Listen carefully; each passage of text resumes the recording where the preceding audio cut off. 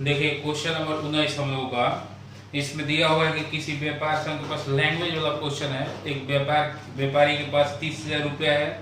वो 30,000 रुपया को दो पार्ट में बांटना चाहता है।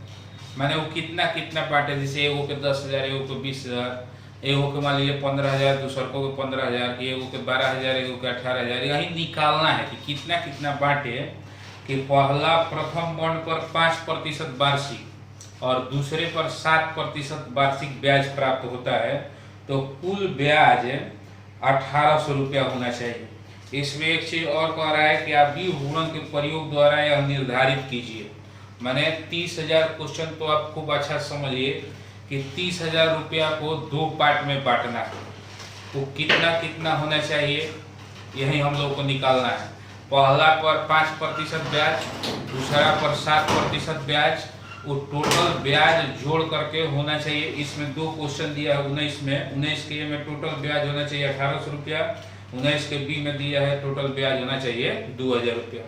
तो यहाँ पर देखिए, इसको समझने के लिए हम लिखे हैं कि लेट मीन्स माना कि फर्स्ट बॉन्ड यानी कि प्रथम बॉन्ड पहला भाग जो एक्स, 30,000 रुपया के दो भाग में बांटना है, तो पहला भाग एक्स तो दूसरा भाग हो जाएगा 30,000 माइनस एक्स।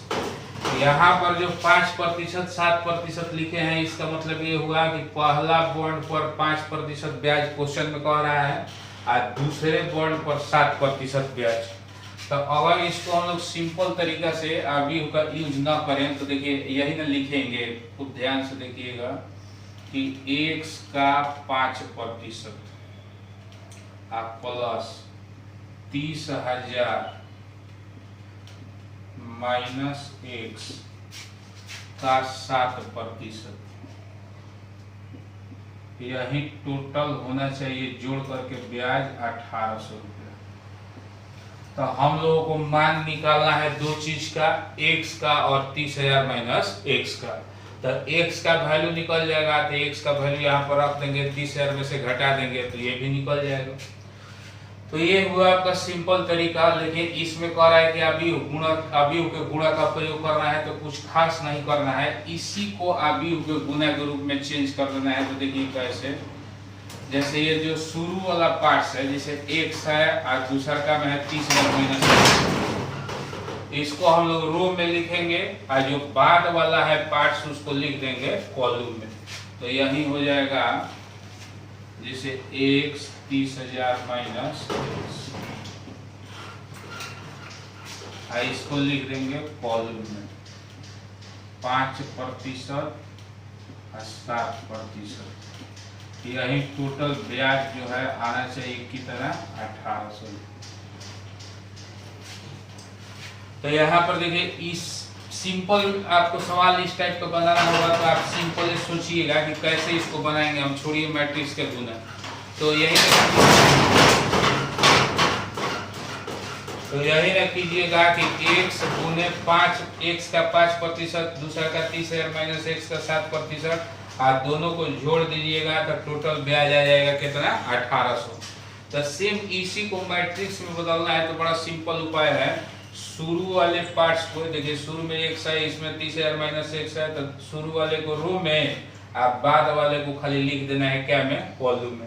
ऐसे भी अगर आप गुना करा के देखिए इतना ही आएगा, खूब ध्यान से इस रो से कॉलम में गुना कराइएगा, तो पहला का पहला से यानी कि x गुने 5% और दूसरा का दूसरा से 30,000 माइनस x गुने 7%।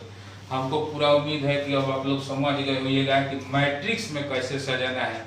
तो पहले सिंपल जैसे हम लोग बनाते हैं वैसे ही बनाएंगे, इसी को मैट्रिक्स में सजाना है। तो बड़ा सिंपल उपाय है, फर्स्ट वाले पार्ट्स को रो में और सेकेंड वाले पार्ट्स को कॉलम। अब यहाँ पर देखिए ध्यान से, इसी को सॉल्व करके x का मान निकालना है। तो x गुने 5/100 प्लस 30,000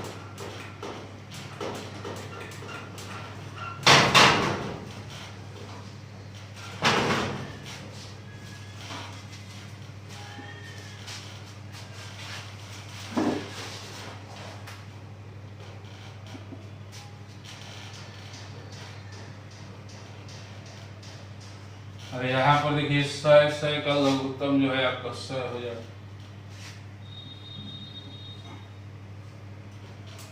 5 से x में गुना, 30,000 से 7 में तो 2,10,000 माइनस x से 7 में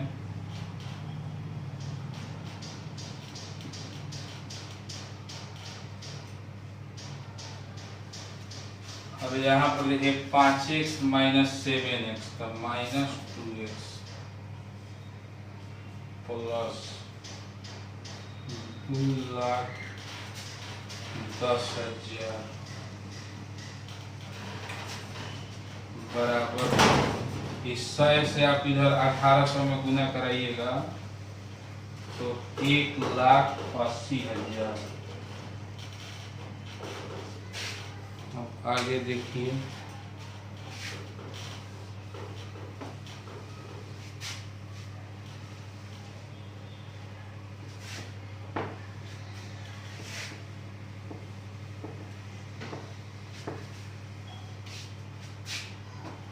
भाई बच्चे प्लस में 2,10,000 है, उधर जाएगा तो माइनस हो जाएगा।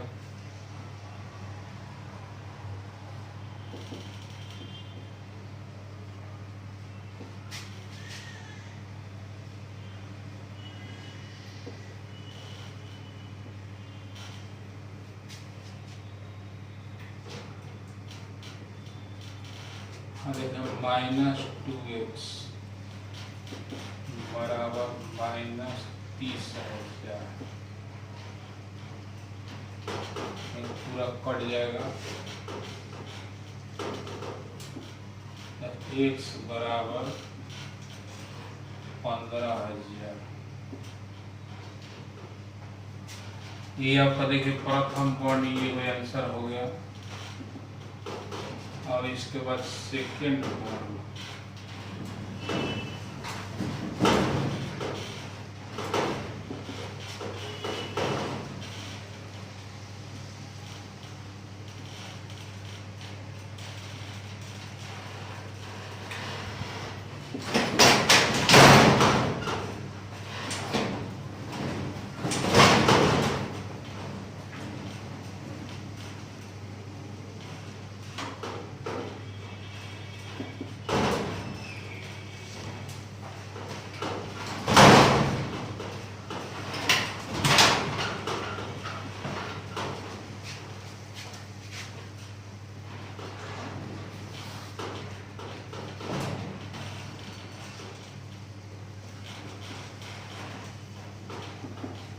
इस तरह से देखिए फर्स्ट बॉन्ड आपका x का वैल्यू तो x बराबर 15,000, सेकेंड बॉन्ड 30,000 माइनस x का ये भी आपका आया 15,000, यानी कि 15,000 रुपया बांटेगा तो उसका टोटल ब्याज जो है आ जाएगा 1,800 रुपया। इस तरह से 19 का क्वेश्चन नंबर बी बनाना है तो उसमें केवल ये 1,800 जहाँ लिखे हैं उसी की जगह पर 2,000 लिख देना है और उसको सॉल्व कर लेना है।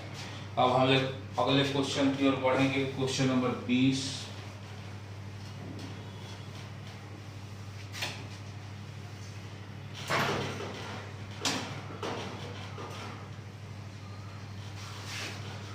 क्वेश्चन नंबर 20 में कह रहा है कि किसी स्कूल के पुस्तकों को दुकान में 10 दर्जन रसायन विज्ञान, 8 दर्जन भौतिक विज्ञान और 10 दर्जन अर्थशास्त्र की पुस्तकें हैं। फिर इसके बाद इन पुस्तकों का विक्रय मूल्य 80 रुपया, 60 रुपया और 40 रुपया प्रति पुस्तक है। एक पुस्तक का दाम ये दिया हुआ है।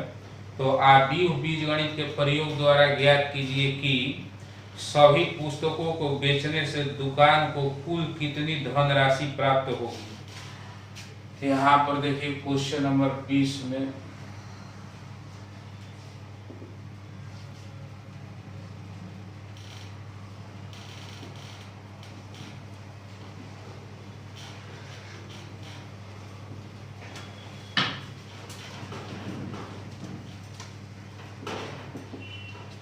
कुल धनराशि कितनी प्राप्त होगी, तो इसको हम लोग पहले सिंपल तरीके से यहाँ पर दिखा देते हैं, इसके बाद इसको मैट्रिक्स में आपको बदल के दिखा देंगे। तो खूब पढ़िए, देखिए 10 दर्जन 10 दर्जन का मतलब हो गया 120 पीस। ये 10 दर्जन रसायन विज्ञान है। एक किताब का दाम है 80 रुपये। तो बताइए 80 से गुना करा दीजिएगा तो टोटल रसायन विज्ञान की किताब का दाम निकल गया। अब इसके बाद है 8 दर्जन भौतिक विज्ञान।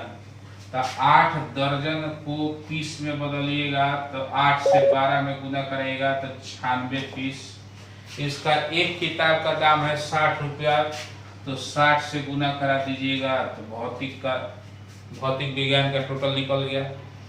फिर इसके बाद 10 दर्जन अर्थशास्त्र, इसको भी हम लोग पीस में बदलेंगे तो 120 पीस। इसका एक किताब का दाम है 40 रुपया। तो इस तरह से इसको गुना करके जोड़ देंगे तो हम लोगों का टोटल किताब का दाम है निकल जाएगा। अब इसी को मैट्रिक्स में बदल लेना है। तो शुरू वाले पार्ट्स को रो में या बाद वाले पार्ट्स को कॉलम में। यहाँ पर देखिए शुरू वाले को रो में लिख लीजिए 120, 96, फिर 120।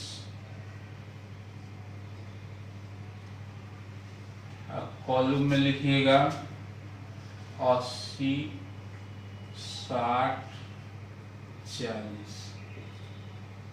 यही काम करना है। अब जैसे देखिए गुना कराइएगा ये रो से कॉलम में, इस रो से कॉलम में।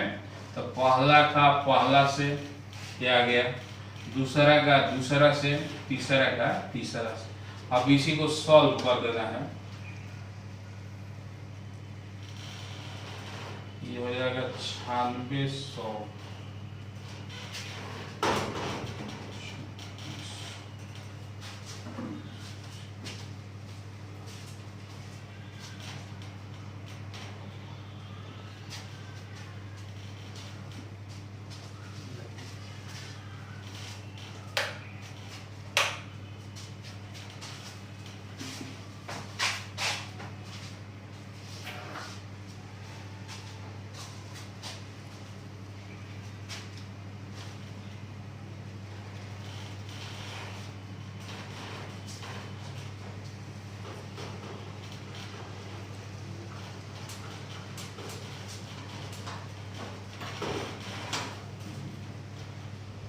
इस तरह से आ जाएगा हम लोग को 20,100 रुपया। यही आंसर हो जाएगा। अब आगे हम लोग देखिए क्वेश्चन नंबर 21 की तरफ। बना दीजिए। हाँ, कौन 13 मिनट।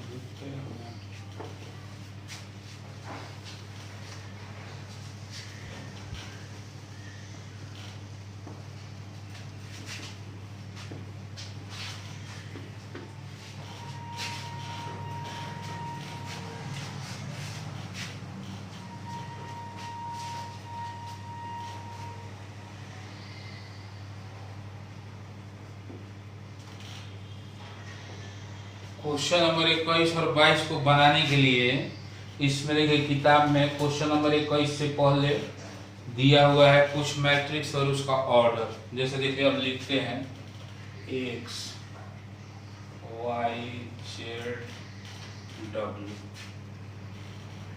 x का ऑर्डर दिया हुआ है 2 गुने, y का ऑर्डर दिए हुए है 3 गुने k, फिर z का ऑर्डर दिया गया है 2 गुने,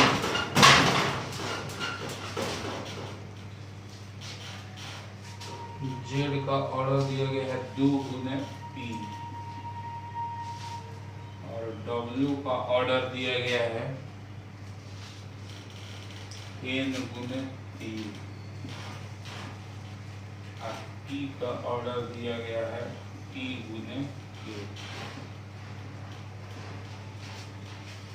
ये आप ध्यान से समझिएगा क्वेश्चन को। देखिए 21 नंबर 22 नंबर क्वेश्चन को बनाने के लिए ये एक तरफ मैट्रिक्स दिया गया है, ये उसका ऑर्डर है। जैसे x मैट्रिक्स है, इसका ऑर्डर है रो गुने कॉलम यानी कि 2 गुने n, वाई का 3 गुने के, जेड का, डब्ल्यू का, पी का, इस तरह से दिया गया है।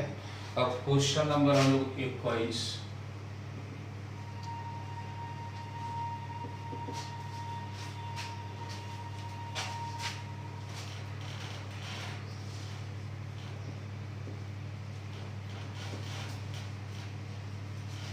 P Y plus W Y के परिभाषित होने के लिए एन के तथा पी पर क्या प्रतिबंध होगा। आप लोगों के पास किताब तो है, एक क्वेश्चन को बढ़िया से देखिएगा, इसका सॉल्यूशन हम समझा देते हैं, खूब ध्यान दीजिए। इसमें बताइए y कॉमन लिया जा सकता है, तब बचेगा p और w। y कॉमन ले लेने पर बचेगा p और w। अब यहाँ पर ध्यान से देखिए, p का ऑर्डर और w का ऑर्डर क्या है। देखिए p का ऑर्डर है p गुने k और w का ऑर्डर है n गुने 3। p का ऑर्डर p गुने k और w का ऑर्डर n गुने 3। और यहाँ पर देखिए थ्योरी में हम दो मैट्रिक्स के जोड़ के बारे में बताए थे, उसको फिर याद दिलाएंगे, उसको समझाएंगे। देखिए बढ़िया से, दो मैट्रिक्स को जोड़ा जा सकता है कब, जब दोनों का ऑर्डर बराबर होगा तब। यानी कि ऑर्डर बराबर होने का मतलब कि रो रो के बराबर होना चाहिए, कॉलम कॉलम के बराबर होना चाहिए। तो यहाँ पर देखिए इस P का रो है P और W का रो है M। तो ये दोनों मैट्रिक्स को जोड़ा जा सकता है कब, जब P बराबर होगा N के तब। ये रो बराबर हो गया और कॉलम कॉलम के बराबर होना चाहिए, यानी कि K बराबर होना चाहिए किसके, 3 के।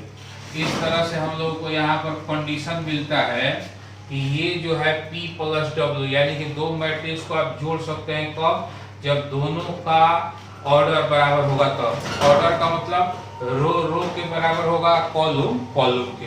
तो इस तरह से निकलता है कि P बराबर होना चाहिए N और K बराबर होना चाहिए 3।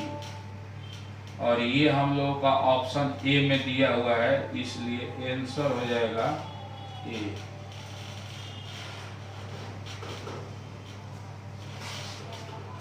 और देखिए क्वेश्चन नंबर 22,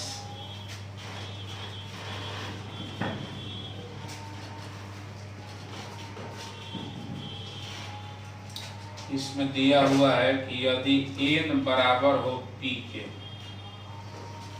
तो बताइए कि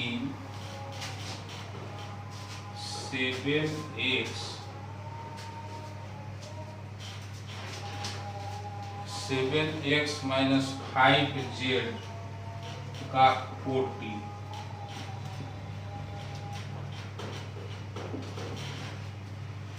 इस क्वेश्चन को आपको बढ़िया से देख लीजिएगा, ऑप्शन दिया हुआ है, हम समझा देते हैं अच्छा से। देखिए n बराबर दिया हुआ है p, और फिर क्वेश्चन पूछ रहा है तो आयु 7x माइनस 5z का कोटि क्या होगा, ऑर्डर क्या होगा। तो यहाँ पर खूब समझना होगा। ये क्वेश्चन बनाने से पहले देखिए हम यहाँ पर एक दो बात आपको समझाना चाह रहे हैं, तब इसके बाद क्वेश्चन बनाएंगे। जैसे मान लीजिए ये एक मैट्रिक्स है, यहाँ पर है इसमें जैसे 2 3, यहाँ पर बताइए इसका ऑर्डर है हम लोगों का 2 गो रो और 1 गो कॉलम। इसमें मान लीजिए आप ये मैट्रिक्स है, इसमें आप कोई अंक से गुना करा दीजिए, जैसे 7 से गुना करा दीजिए। तो ये बताइए 7 से गुना जब कराइएगा इसमें 7 से इसमें गुना कराने पर बताइए ये आ जाएगा 14 21। अब बताइए इसका ऑर्डर कितना होगा, तो 2 गो रो, ऐसे ऐसे लाइन 2 गो और कॉलम कितना 1। अच्छा, अब इसके बाद एक और मैट्रिक्स है, जैसे मान लीजिए कि आपका बी है, इसका भी ऑर्डर उतना ही है। जैसे मान लीजिए कि 5 6 है, इसमें आप 5 से गुना करा दीजिए, 5 से गुना करा दीजिएगा तो ये हो जाएगा 25 और 30। इसका ऑर्डर है 2 गुने 1 यहाँ पर भी ऑर्डर 2 गुने 1। अब हम आपसे बस यही पूछना चाह रहे हैं कि कोई मैट्रिक्स है, इस मैट्रिक्स में किसी अंक से गुना कराने पर क्या ऑर्डर में कोई परिवर्तन हुआ? यहाँ पर 2 गुने 1 है, यहाँ पर भी 2 गुने 1 ही रहेगा। यहाँ पर भी हम लोग गुना करा के देखें तो ऑर्डर में कोई परिवर्तन नहीं होता है। अगर दो मैट्रिक्स है, दोनों सेम ऑर्डर का है, दोनों का ही देखिए ऑर्डर सेम है, कोटि सेम है, तो इसको घटाने पर, जैसे मान लीजिए कि हम आपसे पूछे कि 7a माइनस 5b घटाएंगे तो 14 माइनस 25 तो माइनस 11 और 21 माइनस 30 तो माइनस 9। इसका भी ऑर्डर बताइए 2 गुने 1 है कि नहीं? तो कहने का मतलब ये मेरा फाइनल निष्कर्ष ये हुआ कि कोई मैट्रिक्स है, उस मैट्रिक्स में कोई अंक से आप गुना कराइए तो उसके ऑर्डर में कोई परिवर्तन नहीं होगा। यहाँ पर भी कोई मैट्रिक्स है, इसमें अगर आप गुना कराते हैं अंक से तो ऑर्डर में कोई परिवर्तन नहीं होगा। उस दोनों मैट्रिक्स अगर सेम ऑर्डर का है, उसका कोटि समान है, तो उसको जोड़िए चाहे घटाइए, तब पर भी ऑर्डर में कोई परिवर्तन नहीं होगा।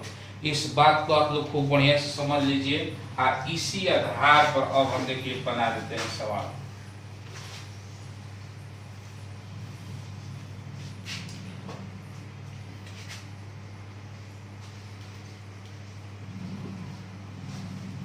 Seven x minus 5z।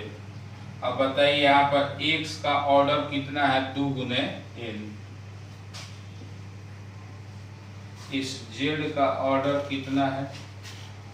2 गुने p। 2 गुने p कहिए, चाहे इसको हम इतना भी लिख सकते हैं 2 गुने n। अब कहिएगा कि 2 गुने p के बदला में 2 गुने n कैसे लिख दिए? तो यहाँ पर देखिए 2 गुने p के बदला में 2 गुने n हम यहाँ से लिखे हैं। p बराबर है क्या के? n के, तो आप p के जगह पर लिख सकते हैं n। अब बताइए ये मैट्रिक्स है, इसमें अगर आप 7 से गुना कराते हैं तो ऑर्डर इतना ही रहेगा। यहाँ पर भी ये मैट्रिक्स है, इसका ऑर्डर है 2 गुने n, इसमें 5 से गुना कराइएगा तो इसका भी ऑर्डर उतना ही रहेगा और घटाने पर भी ऑर्डर में कोई परिवर्तन नहीं होगा। इसका मतलब कि इसका कोटि यानी कि ऑर्डर जो होगा वो हो जाएगा 2 गुने n। ऑप्शन बी में है, आंसर हो जाएगा। और जब भी आपसे मतलब हम सुझाव दे रहे हैं कि जब भी आप ये मेरा वीडियो देखें तो कॉपी पेन किताब, मैथ का book plus copy plus pen, ये 3 चीज लेकर के बैठे ताकि आप उसको अच्छा से समझ सके, उसको नोट कर सके और उसको अच्छा से कहीं कहीं पर लिखना हो, कहीं क्वेश्चन देखना हो तो आप आसानी से किताब से देख सकते हैं और समझ सकते हैं। कॉपी पेन किताब लेकर के बैठिएगा तभी अच्छा से आपका पढ़ाई संभव होगा। ठीक है, धन्यवाद। अब हम लोग अगले वीडियो में मिलते हैं।